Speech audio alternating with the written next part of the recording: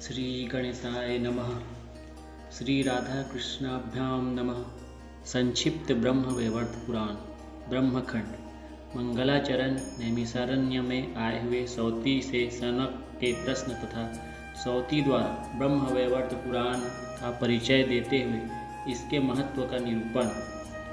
गणेश, ब्रह्मा, महादेव जी, देवराज, इंद्र, शेषनाग आदि सब देवता, मनु, मुनीन्द्र, सरस्वती, लक्ष्मी तथा पार्वती आदि देवियाँ भी जिन्हें मस्तक झुकाती हैं, उन सर्वव्यापी परमात्मा को मैं प्रणाम करता हूँ, जो सृष्टि के लिए उन्मुख हो।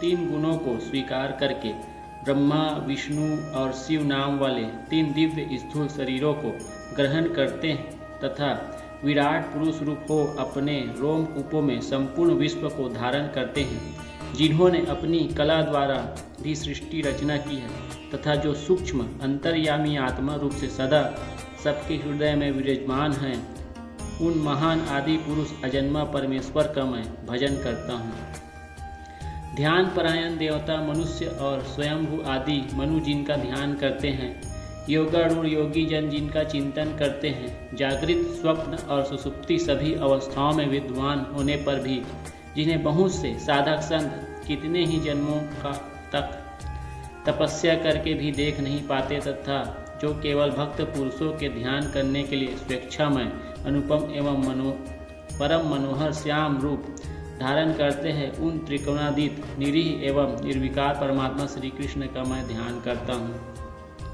जिनसे प्रकृति, ब्रह्मा, विष्णु तथा शिव आदि का आविर्भाव हुआ है। उन त्रिगुणातीत पर ब्रह्म परमात्मा अच्युत श्री कृष्ण की मैं वंदना करता हूँ।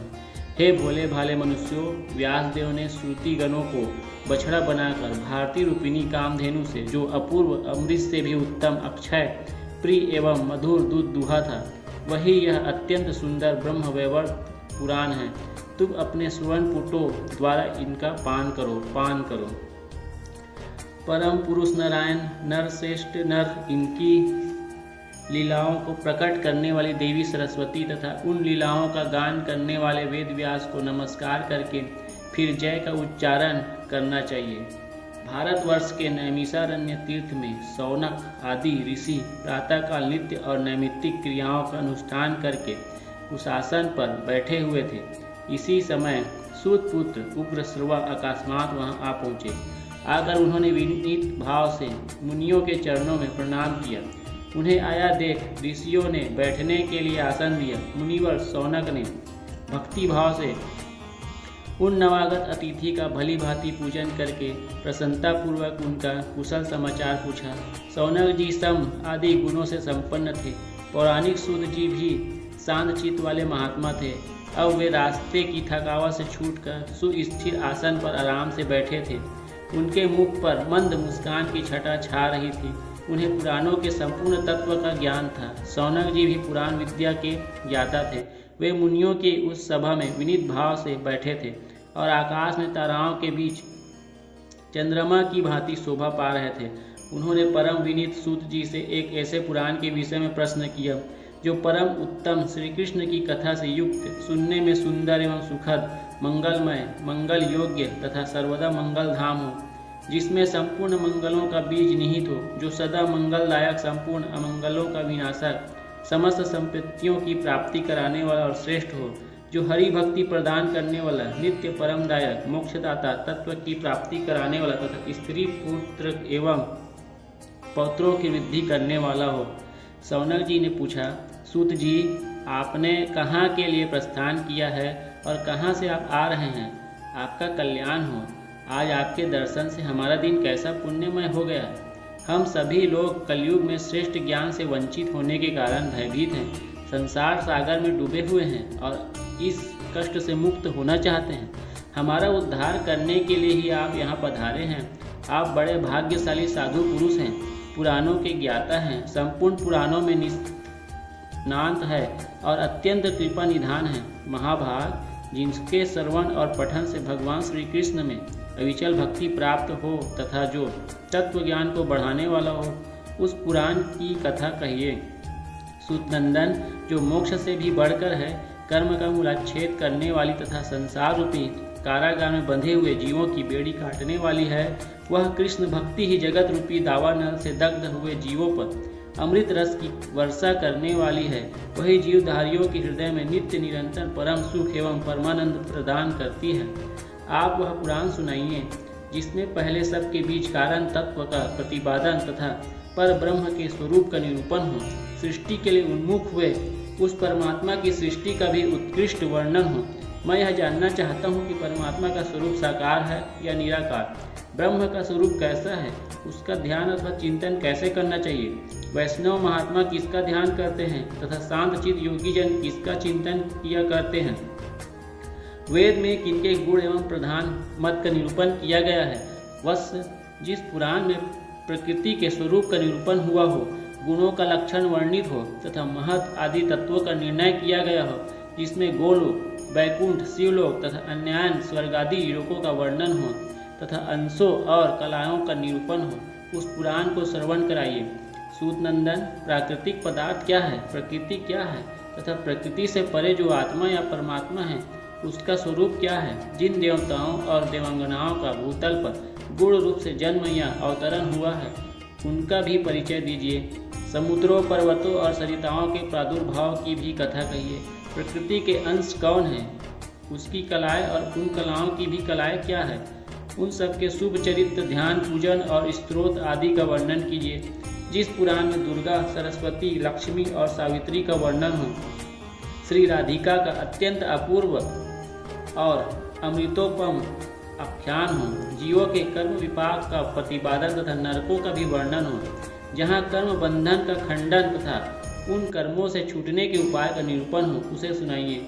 जिन जीवधारियों को जहाँ जो शुभ या अशुभ स्थान प्राप्त होता हो, उन्हें जिस कर्म से जिन जिन योनियों में जन्म लेना पड़ता हो, इस लोक में देहधारियों को जिस कर्म से जो रोग होता हो तथा जिस कर्म के अनुष्ठान से उन रोगों से छुटकारा मिलता हो, उन सबका प्रतिपादन कीजिए।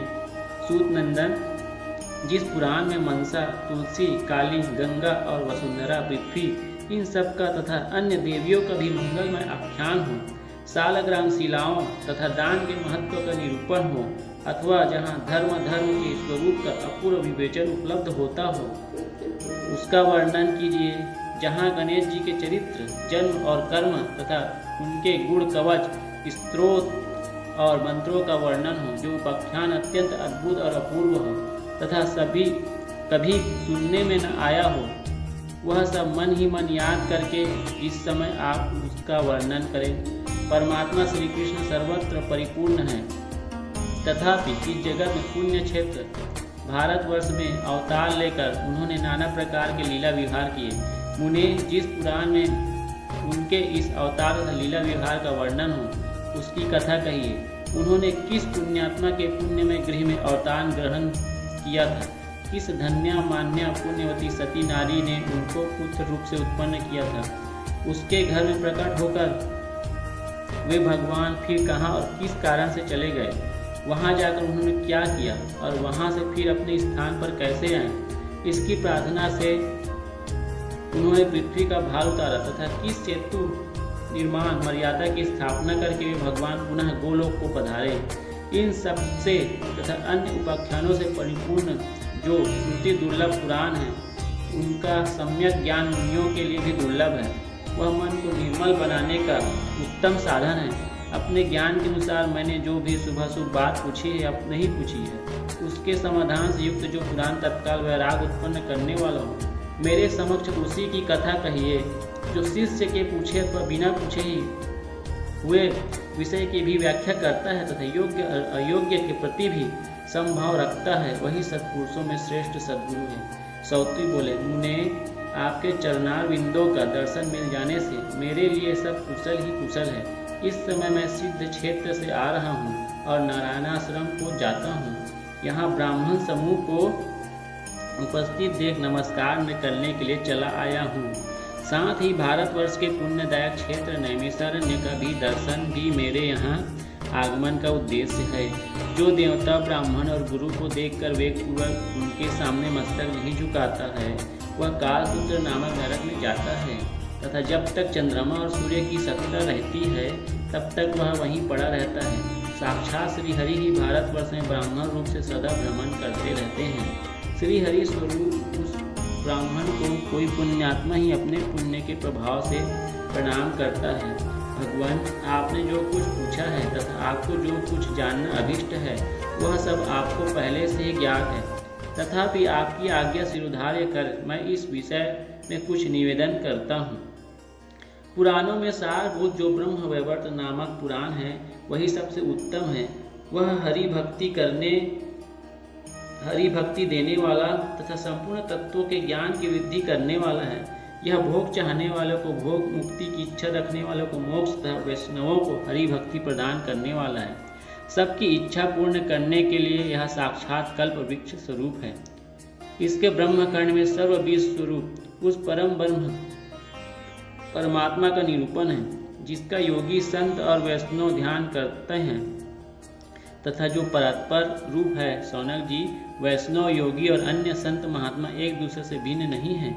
जीवधारी मनुष्य अपने ज्ञान के परिणाम स्वरूप क्रमशः संत, योगी और वैष्णव होते हैं। सत्संग से मनुष्य संत होते हैं, योगियों के संग से योगी होते हैं तथा भक्तों के संग से वैष्णव होते हैं। ये क्रमशः उत्तरोत्तर श्रेष्ठ योगी है। ब्रह्मखंड के अनंतर प्रकृति खंड है, जिसमें देवताओं, देवियों और संपूर्ण जीवों की उत्पत्ति का कथन है। साथ ही देवियों के शुभ चरित्र का वर्णन है। जीवों के कर्म, विपाक और सालग्राम शिला के महत्व का निरूपण है। उन देवियों के कवच, स्तोत्र और मंत्र और पूजा पद्धति का भी प्रतिपादन किया गया है। उस प्रकृति खंड में प्रकृति के लक्षण का वर्णन है, उसके अंशों और कलाओं का निरूपण है, उनकी कीर्ति का कीर्तन तथा प्रभाव का प्रतिपादन है। पुण्यात्माओं और पापियों को जो शुभ स्थान प्राप्त होते हैं उनका वर्णन है। पाप कर्म से प्राप्त होने वाले नरकों तथा रोगों का कथन है। उनसे छूटने के उपाय का भी विचार किया गया है। प्रकृति खंड के पश्चात गणपति खंड में गणेश जी के जन्म का वर्णन है। उनके उस अत्यंत अपूर्व चरित्र का निरूपण है, जो श्रुतियों और वेदों के लिए भी परम दुर्लभ है। गणेश और भृगु जी के संवाद में संपूर्ण तत्वों का निरूपण है। गणेश जी के गुण, कवच और स्तोत्र, मंत्र तथा तंत्रों का वर्णन है। तत्पश्चात श्री कृष्ण जन्म खंड का कीर्तन हुआ है। भारतवर्ष के पुण्य क्षेत्र में श्री कृष्ण के दिव्य जन्म कर्म का वर्णन है। उनके द्वारा पृथ्वी के भार उतारे जाने का प्रसंग है। उनके मंगलमय क्रीड़ा कौतुकों का वर्णन है।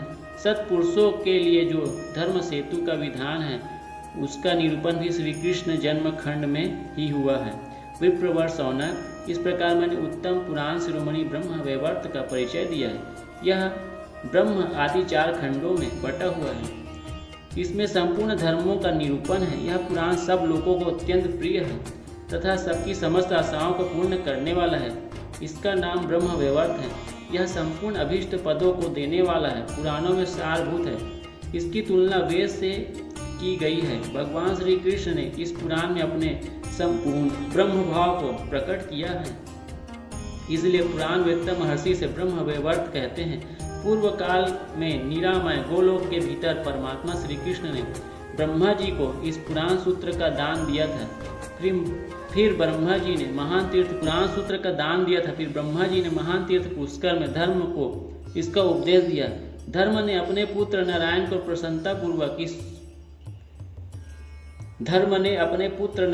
प्रसन्नतापूर्वक यह पुराण प्रदान किया। भगवान नारायण ऋषि ने नारद को और नारद जी ने गंगा जी के तट पर व्यास देव को इसका उपदेश दिया। व्यास जी ने उस पुराण सूत्र का विस्तार करके उसे अत्यंत विशाल रूप देकर पुण्यदायक सिद्ध क्षेत्र में मुझे सुनाया। यह पुराण बड़ा ही मनोहर है। ब्राह्मण, अब मैं आपके सामने इसकी कथा आरंभ करता हूँ। आप इस संपूर्ण पुराण को सुने। व्यास जी ने इस पुराण को 18,000 श्लोकों में विस्तृत किया है। संपूर्ण पुराणों के श्रवण से मनुष्य को जो फल प्राप्त होता है वह निश्चय ही इसके एक अध्याय को सुनने से मिल जाता है। श्री परमात्मने नमः।